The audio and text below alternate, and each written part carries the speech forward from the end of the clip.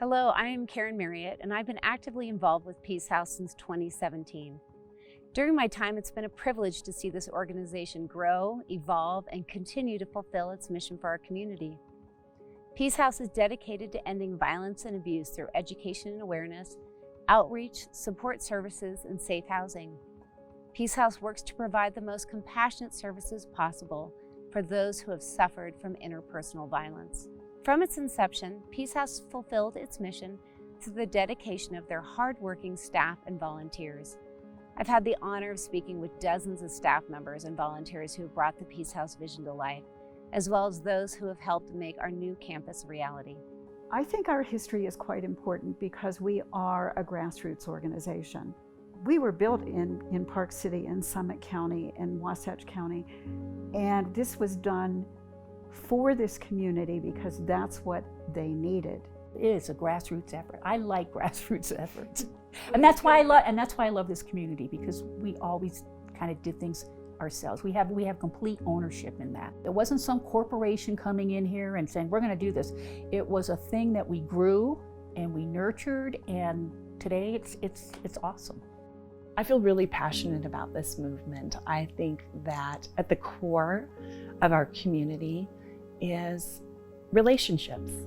And if the relationships in our home are safe and nurturing and well, then our community becomes safe and nurturing and well. Telling the story of Peace House is critical so that the women who are in jeopardy can find help, that they can understand they're not alone, they're not the first, that there's an army of women who have been through it, who've come out the other side, who have started new lives, who have saved their families, their careers, all of those things. It matters because it matters to our humanity. We need to understand how to take care of each other, and taking care of women in crisis is the best of what we can do.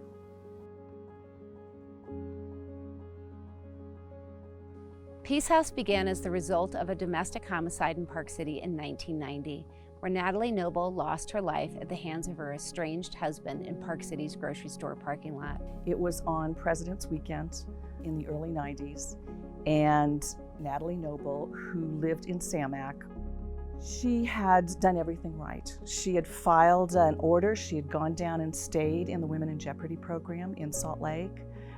She had put together a plan. They had helped her get an apartment. She was on her way to a new life. She worked in Park City. She worked at the sporting goods store that was right there behind the market. When her murder happened in front of the grocery store, it was at the end of the day. It was at a time when the market was filled. Her husband had shot her at point blank range, and it was right in front of the market where the salt bags were. By the time I got there, the yellow police tape was already around her body, and it was a shocking thing to see. We always looked at ourselves as being kind of a peaceful and, crime doesn't happen here type of a community.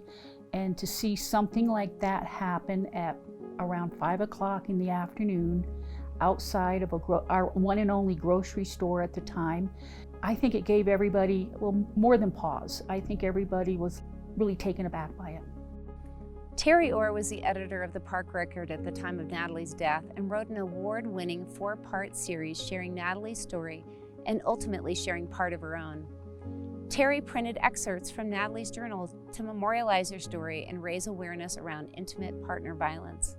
In the last of her 4-part series, Terry revealed her own experience as a survivor of domestic violence. In thinking about it, in seeing the photos, in having my own history with domestic violence, I decided that it was deserving to be on the front page. And there was initially some pushback from the publisher, and then he agreed. This event was a catalyst that brought the community together to actively address domestic violence, and from which the Domestic Peace Task Force was formed.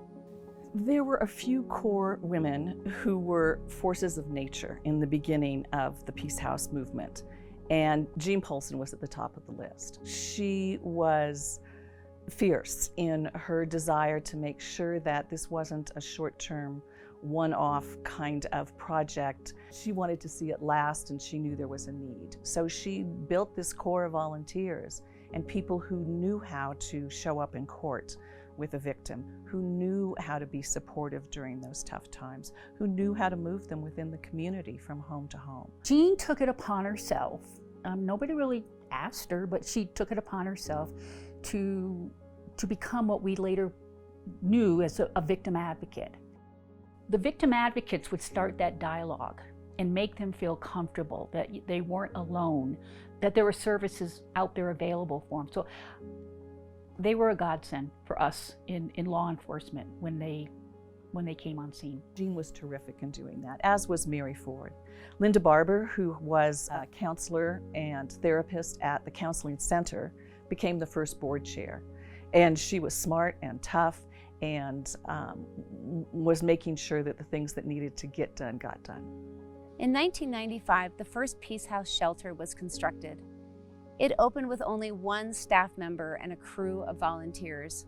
The shelter itself was certainly a lovely space and more than we'd ever had, and we were all thrilled when it was finished. The Park City Rotary Club made it one of their projects to plant at the Peace House. So they put little flowers in and some grass, and there wasn't much to build, to grow on, but what there was, they tried to make it so it was homey and pleasant. My original role was as a shelter advocate, and that just entailed, taking care of the physical building, which was a lot of work, and working one-on-one with the children and the women staying at the shelter. Working hands-on, one-on-one with people in the shelter was obviously very rewarding. There have been many champions for Peace House that have helped develop the organization's advocacy, therapy, and housing programs, as well as their education and awareness programs and fundraising events. As Peace House continued to evolve, it became apparent that removing stigma and shame around domestic violence was imperative. It was time to come out of the shadows and into the light. It is not healthy to keep people in an emergency shelter for a long, long period of time. It's much better to transition them into a place where they can really grow in their independence as a family. The first big opportunity for us to get some seed money and launch into the community what our plans were was when I was contacted by Charles Worsham from the Tanger Outlet stores. He was in development and they wanted to expand their stores. He had to go through the county naturally to get his permits, and they had talked to him about Tanger needing to satisfy affordable housing. He called a couple places, a couple other nonprofits, and they didn't answer, and I did. There were 3 conditions in order for us to actually receive the money. The county took the money from Tanger, put it in the treasury, and said you have 3 years in which to qualify this. In 1 year you have to secure land. By the end of 2 years you have to remove all the entitlements according to that land and get the permits. And by the 3rd year, end of the 3rd year, you have to have broken ground for a facility. After 3 years of working together, in 2014, the county council approved our plan. It was a win for them to get the density moved. It was a win for us to get the property on that particular facility. And so they gave us a lease for 50 years for $1 a year for 9 acres, 3 of which were buildable. That's a good deal. That was a terrific deal. And that really legitimized us, because now we not only had $1 million in the bank from the county that Tanger had provided, we also had land donated from IHC. And being on their campus put us in a position where we were centrally located for both Summit and Wasatch County.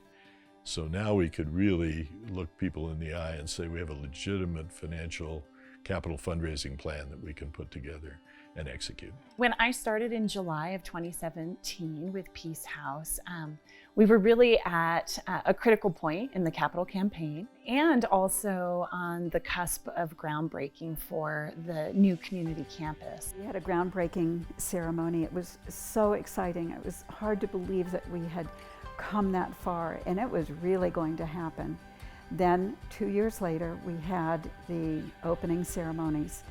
In 2019, it just turned out to be not just a beautiful building, but we could see that everything that we had done to make sure that it was so fully functional and purposeful for the people that were going to use it, for our clients, our families. Any challenges and injustices in a community, you often see the grassroots movement addressing those injustices and challenges. And that's the power, people coming together to really address the needs in a community. And that's the story of Peace House. When we look back on the history, we have such a great opportunity to learn from the founders, from the individuals who stepped up and really were the bedrock for this organization.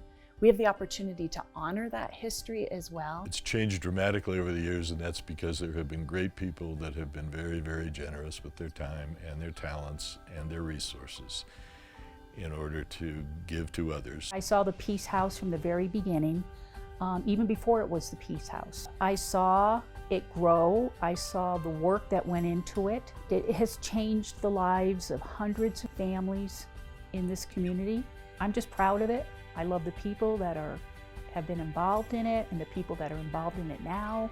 I don't know how different my life would have been if there had been a place like the Peace House. And the more we can tell about the Peace House, the more opportunities there are to share the story, the more women who understand they're not alone. And the ability for women to find the help they need, both financially, emotionally, physically, starting in a new place. The Peace House does all of that with, again, this army of wonderful volunteers and great staff. To think that 25 years ago, we would be where we are today, that's because, every single person who's come into this organization has just left an additional layer of vision and perspective and contributions that we can continue to just build upon. It's an incredible legacy. Today, the Peace House campus stands as a beautiful and powerful testament to a community's commitment to breaking the cycle of interpersonal violence. It is a place of compassion, strength, hope, and healing. We are grateful for all that have made this possible and look forward to a bright future ahead.